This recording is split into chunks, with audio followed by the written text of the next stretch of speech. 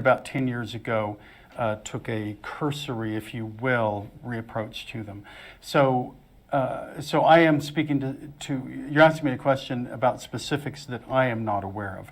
What I know is that teachers daily in their classroom get to think and revise what they are doing, but it's only once a decade where we really get to look and see what did we think was critical for our children to learn?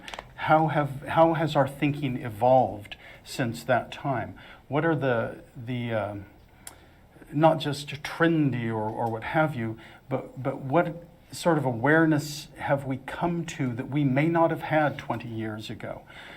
Certainly the people here in this room didn't play with iPads when they were children, right?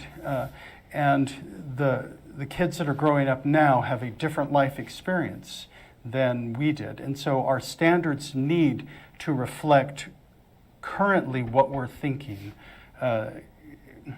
You're asking me a question, though, out of subject area, because I really have not looked at those specific state standards. So I wish I could say what specific misinformation you're talking about. I don't know particularly what that information would be. But what I do know is that all parents, community members, administrators, teachers, everyone in this community needs to come together and have their input heard about what we believe is important. I think there's some sense that it's unpatriotic if we do not teach, George Washington crossing, what have you. Everything, the myths of our childhood.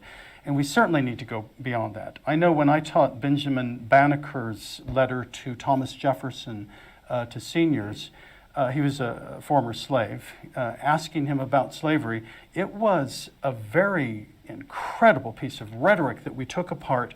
Plus we got to think about, well, we hadn't heard this before. Why didn't I know this? The students in my classroom who were